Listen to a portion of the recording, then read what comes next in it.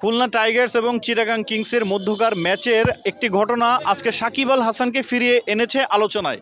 সেই ঘটনা নিয়ে এখনও আলোচনা হচ্ছে এবং সেটা আর কিছু নয়, টাইম আউটের ঘটনা। আপনারা জানেন 2023 বিশ্বকাপে শ্রীলঙ্কার বিপক্ষে যে টাইম আউটের ঘটনা ঘটেছিল সেই খবর সারা বিশ্বে ছড়িয়ে গিয়েছিল। বিশেষ করে আমাদের সাবকন্টিনেন্টের দেশ ভারত, পাকিস্তান, শ্রীলঙ্কা এবং বাংলাদেশ, এই দেশগুলোতে সেই টাইম আউটের ঘটনা তখন অনেক বড় পরিসরে প্রচার হয়েছিল, বিকজ ওই ম্যাচটা খুবই গুরুত্বপূর্ণ ছিল।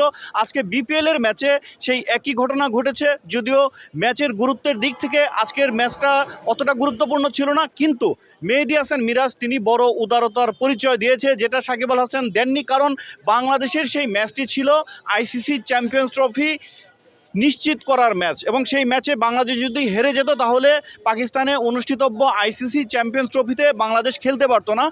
সেই কারণে সাকিব আল হাসান সেই কঠিন সিদ্ধান্ত নিয়েছিলেন, টাইম আউট করেছিলেন অ্যাঞ্জেলো ম্যাথিউসকে। এবং আজকে চিটাগাং কিংসের বিপক্ষে খুলনা টাইগার্সের বোলার পাকিস্তানি রিক্রুট মোহাম্মদ নওয়াজ যখন বোলিংয়ে এসেছিলেন তখন এই টাইম আউটের আবেদন করেন এবং আম্পায়ার আউট দিয়েছিলেন, কিন্তু মেহেদী হাসান মিরাজ সেই আবেদনকে প্রত্যাখ্যান করেন এবং আউটের সিদ্ধান্ত থেকে ফিরে আসেন। এবং এই সিদ্ধান্তর ঘটনার পর সবাই মেহেদী হাসান মিরাজকে সাধুবাদ জানাচ্ছেন, আমরাও সাধুবাদ জানাই। তবে এই ঘটনার মধ্য দিয়ে সাকিব আল হাসানকে সবাই স্মরণ করছেন, কারণ আপনারা সবাই জানেন সাকিব আল হাসান কিন্তু এই বিপিএলে খেলছেন না, তার খেলা হচ্ছে না, যে কারণে এই টাইম আউটের ঘটনা অনেক বড় করে সাকিব আল হাসানকে আলোচনায় নিয়ে এসেছে, খবরে নিয়ে এসেছে। তো এন্ড অফ দ্য ডে মেহেদী হাসান মিরাজকে আমরা ক্রেডিট দেবো, কৃতিত্ব দেব, তিনি যেহেতু টাইম আউটের সিদ্ধান্ত নেননি। কারণ আপনারা সবাই জানেন ক্রিকেট হচ্ছে ভদ্রলোকের খেলা, এবং সেই ভদ্রলোকের খেলায় এই ধরনের আনইউজুয়াল ডিসমিসাল না নেওয়াটাই ভালো, এবং মেহেদী হাসান মিরাজও নেননি। তবে একটা কথা মনে করিয়ে দেই, ম্যাচের পরিস্থিতি অনুযায়ী এরকম সিদ্ধান্ত পক্ষে বিপক্ষে নিতে হয়। এই ম্যাচটা যদি প্লে অফ নিশ্চিতের ম্যাচ থাকতো এবং সেখানে যদি খুলনা টাইগার্স হেরে যাওয়ার সম্ভাবনা থাকতো, তাহলে কিন্তু সিদ্ধান্ত অন্যরকম হলেও হতে পারতো।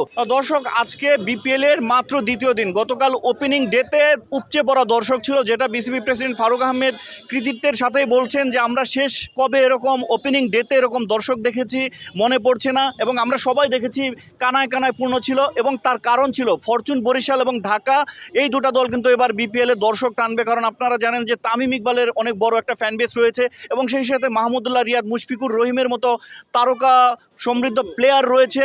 এই কারণে কিন্তু অনেক বেশি দর্শক টেনেছিল। অ্যাট দ্য সেম টাইম আপনাকে মনে করতে হবে যে শাকিব খান, তার কিন্তু একটা হিউজ ফ্যান বেস রয়েছে, এবং তার জন্য কিন্তু অনেক বেশি দর্শক এসেছিল।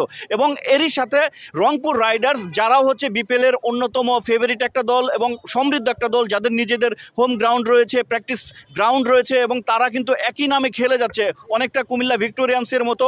তাদের ফ্র্যাঞ্চাইজিতে কোনো পরিবর্তন আসেনি, অনেক সাজানো গোছানো একটা দল, যে কারণে তিনটা বড় টিমের খেলা থাকার কারণে গতকাল অনেক বেশি দর্শক এসেছিল। কিন্তু আজকে সেই ফরচুন বরিশাল কিংবা ঢাকা ক্যাপিটালসের খেলা নেই, হোম টিম হিসেবে যে দর্শক আসার কথা সেটা কিন্তু আজকে দেখছি না, যে কারণে ঢাকার উপস্থিতি এবং ফরচুন বরিশালের অনুপস্থিতির কারণে আজকে দর্শক হয়নি। এবং এটাই কিন্তু প্রেডিক্টেবল, আমরা আগেও বলেছি যে কোন ম্যাচে দর্শক হবে। যেদিনই ফরচুন বরিশালের খেলা থাকবে, রংপুর রাইডার্সের খেলা থাকবে এবং ঢাকা ক্যাপিটালসের খেলা থাকবে, সেদিন দর্শক আসবে। আপনি দেখেন রাতের ম্যাচে কিছুটা দর্শক বেড়েছে, প্রথম ম্যাচে কিন্তু দর্শক একেবারেই ছিল না, কারণ রংপুর রাইডার্সের খেলা।